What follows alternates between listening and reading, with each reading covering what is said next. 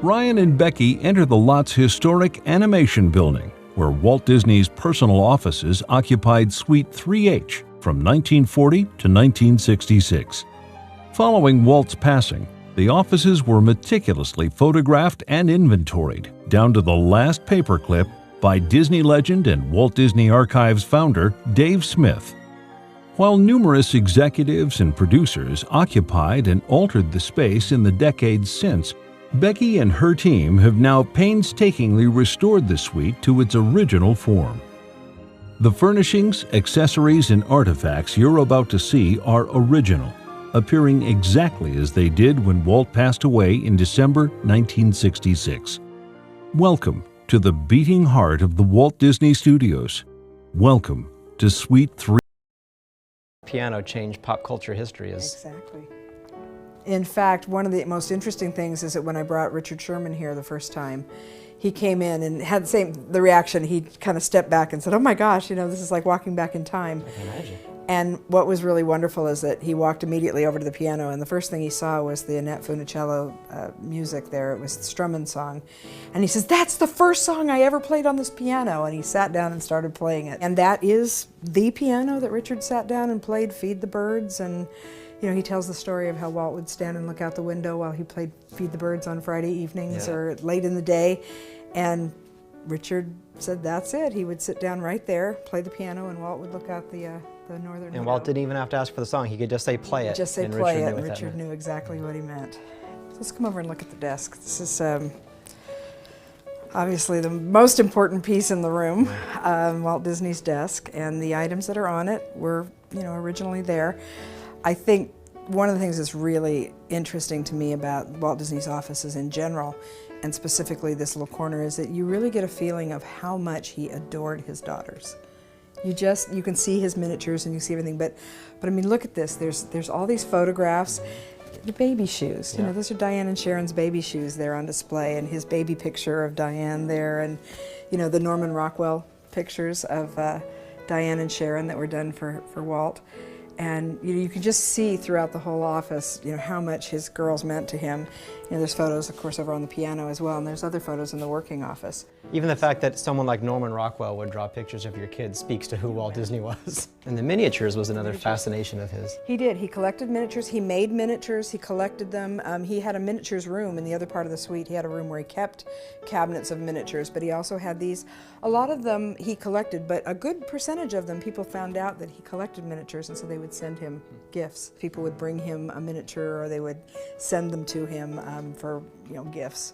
Most of them have nothing to do with Disney characters. You can see there's some glass Pluto and Mickey there, and Donald Duck and Tinkerbell and so forth, but most of them are not, they're not Disney miniatures. So there's a couple other really interesting pieces here on the desk. This piece right here is an award that was given to Walt. It was a thank you gift from the U.S. Coast Guard. Walt had worked on a film called Men Against the Arctic, which was a People and Places film in the 50s, and they gave him this bell as a thank you gift for doing it, and so he was very proud of that, and he kept it here on his desk. And there's a funny story. Tommy Wilk, who was his secretary at the time, sat in the outer office there, and she said in an interview that Walt would often have meetings in this room, and it would get very intense, and they would get focused, and they would be working away. And one of her main jobs was to make sure that Walt would take a break for lunch, because otherwise he wouldn't get anything to eat. And we didn't want Walt grumpy in the afternoon. And so she would come in here and interrupt him when it came time for lunch, because he had to take his lunch. And she said that one time she came in here and there was this big meeting going on, and she kept trying to get Walt's attention, and he wouldn't listen, and he kept ignoring her. And finally she walked over to the bell and she grabbed it and she rang it as loud as she could, and everything stopped dead, and she said, "It's time for lunch!" And fortunately, Walt thought that was funny and started laughing. And so he got so tickled by it that he told her that, "I want you to come in and ring that bell for lunch every single day." And so every day after that, she would come in and ring the bell when it was lunchtime. Funny. So that's the bell. So we didn't have that in our collection. That had gone back to the Walt Disney family after Walt's passing. And so the folks at the Family Museum were really gracious about loaning it to us to display on the desk, because it was such an important piece in this office. So we really appreciated that they loaned it to us. The other piece that everyone asks about, of course, is this Gulfstream jet model. This is the Grumman Gulfstream II jet. And this particular jet was on order. Walt had this jet on order, and it was going to be delivered. And sadly, you know, when he passed away, Roy decided they didn't need another jet, and so he canceled the order. But Walt was expecting that plane to come. So this would have been the follow-up to the Mickey one Mickey that one, Mickey Mouse was out on display at Disney's Hollywood Studios for many years. Exactly, yeah. And so we had 4 planes over the years. There was a King Air and a Queen Air Beechcraft, and then there was the Gulfstream 1, which is Mickey Mouse 1, and then this would have been the 4th plane. So Walt was anxiously anticipating its delivery, and then it didn't happen. So we never did get that one, but he had it very proudly on his desk. Formal occasions and formal VIP visits, but where he spent most of his time, and what to me is the Holy of Holies, is through this door.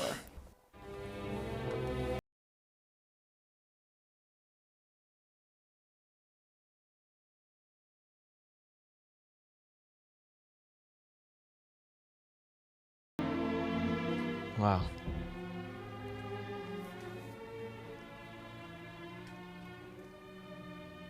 Yeah, it's amazing. You walk into a room like this and you think about the decisions made in this room and how they changed our lives and everyone's lives watching this. And This is the room where they developed Disneyland. This is where audio animatronics were first conceived. This is where he came up with, you know, It's a Small World, and yeah, everything was from right here. And everything from 1940 to 1966 was conceived in this room. So Disneyland, Project Florida, Mineral King, you know, his projects that didn't happen, like the St. Louis Project and things like that, all were conceived in here. But also, you know, the movies, this is where he worked when they were making Sleeping Beauty and Cinderella, and this was his office during World War II. So all of the World War II stuff happened in here. This is where he came up with television. This is where they discussed it, and they would sit at this table. And, you know, there were times, the secretary said, there were times when this was wall-to-wall people, that there would be people on every chair, every couch, but there would be people on the floor.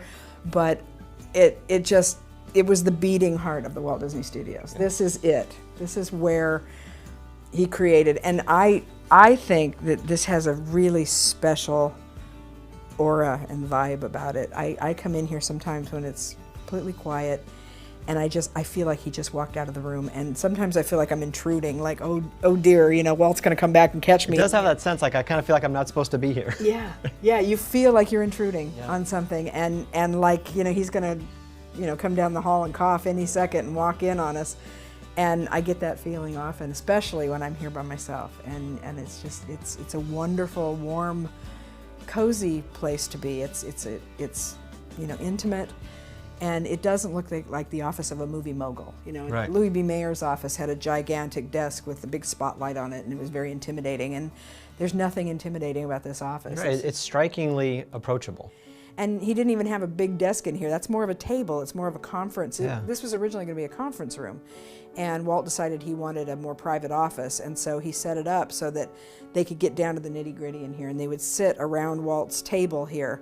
And Marty Sklar told me, he said they would, you know, move everything off of the table, and they'd lay out whatever plans they were working on. So if they had a drawing of a new attraction, or they had, you know, scripts to go over, or they were talking storyboarding and things, they would bring in the drawings and they would lay them out on Walt's desk and discuss everything. And so that's what this area was. And then, of course, he was surrounded by just things he liked, little things. You can see all the little pieces over there on top of the script cabinet, and things that he liked to have around him. You know, there's the Mickey Mouse one, you know, the plane that Walt flew over when he was doing the Project Florida research and flying over Florida, and also that's the plane that they took to, you know, the New York World's Fair in 1964-65. That plane made lots and lots of trips, and a lot of people have seen it on the backlot tour. But it's a lovely little model, and he was so proud of that. He loved his planes. And then over on the other side there, you can see the King Air. It was the predecessor to that one. Explain the sculpture that's on the windowsill. Oh, I believe that's a Yadro sculpture, and that's the Little Mermaid. And there's actually several Little Mermaid statues in the office. There's one over on the piano. Yep. Yeah, and that, I don't know if it was a gift to him. I think one of them was a gift from Copenhagen.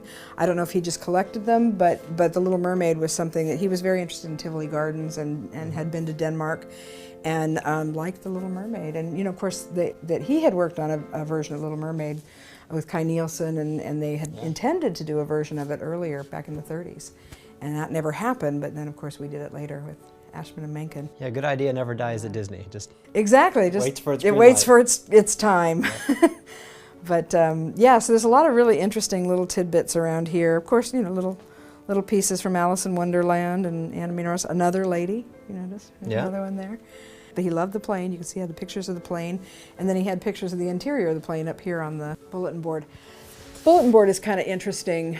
This aerial was probably, the closest I can guess on this was probably about 1965, maybe early 66, but I think 65.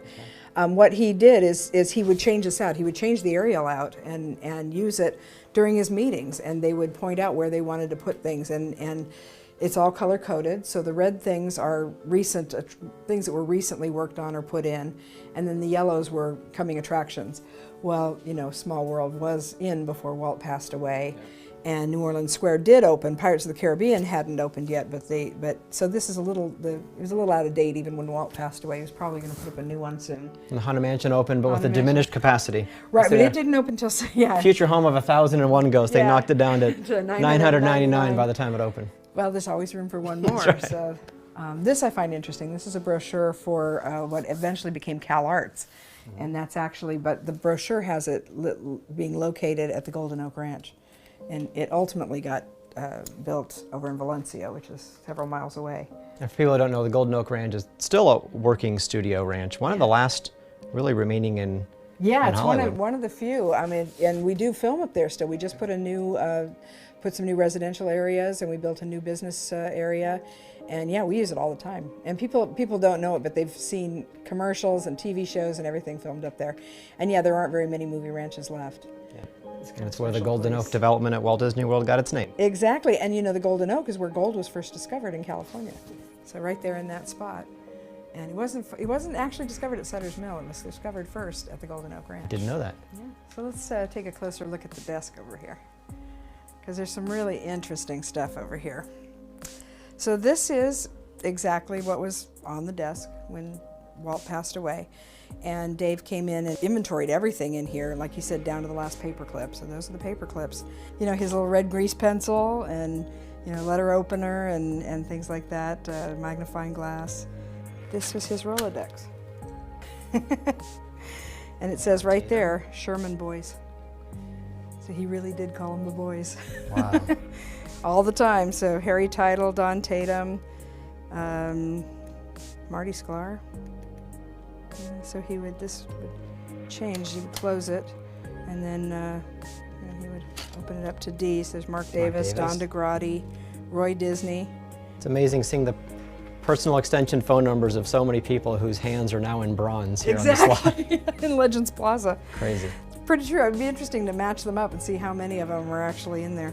Tag the plaques with their phone numbers. Wouldn't that be fun? See a production budget? Yeah, this is a production budget for Blackbeard's Ghost, which was in production at the time Walt passed on. And then down here is his briefcase. Apparently did some international traveling recently. There's still the residue of a U.S. Customs. You know, the interesting thing, too, I have a Dave Smith story to tell you about this. It used to be that telephones belonged to the telephone company. They didn't belong to you. I didn't know that. Yeah, you didn't buy a phone. That you just kind of rented one from the phone company. And if you moved and left, you gave it back. Well, this was Walt Disney's telephone. This is Walt's phone. So when they started taking everything out of these offices, the telephone company was going to come and pick up the phones. And Dave cut the cord and hid them. Again, credit to Dave. So these are the real deal. So that's the phone that Walt talked to people on. Wow. And the same with the one in the formal office. So Dave snipped them and hid them. So they couldn't find them when the phone company came to pick them up. That's funny. There's one other very special thing in this office that I want to share with you, and this is also something that people that saw this office on display down at Disneyland never actually saw. So this is pretty special. Back here behind this light, there is a little push button, and when you push it, wow, it's like Tomorrowland. it is indeed. That's Walt's kitchen. If I go through here, and for me, this is one of the most fun things about this office. Of course, you know, you've got Walt's stove here, an electric stove. And what's really cool are these cupboards, because they were built by General Electric. And so if you look in here, you can see the GE logo, and they light up when you open it. They've always done it. Exactly. Exactly. And so not all of them light up, but this one does, and this one. You can have Spam or chili or frozen vegetables or Jell-O. Pretty much it. You know what's cool? I thought we were talking out there about how the office isn't pretentious and it's not showy and it's warm. And once again, that supports that, right? Just absolutely. Even Walt Disney, at his stature, regular guy. Oh, he had very plain tastes. He liked stew and chili and red Jell-O and that kind of thing. He really did. And these are the kind of things that were kept in here, because if he didn't get lunch, like I said, sometimes he was so busy, he wasn't able to. And so he'd come in here himself and make himself a pot of chili on the stove. To say thank you seems like too little. I mean, obviously you're the very first person I ever met in this company, and you've opened a lot of doors in my career, but opening these doors and letting me in this space is something that you saw my reaction. I didn't expect to have that level of reaction, but this has just been one of those unbelievable days. So I feel like we should sit and have a bowl of chili in Walt's honor. Oh, well, there you go. Well, I could make some in here, but I think it probably would be better if we went over to the commissary and had a bowl, because they still serve Walt's Do they really? every day. Tell you what, it's on me. Okay, All right, you let's got go. a deal. All right.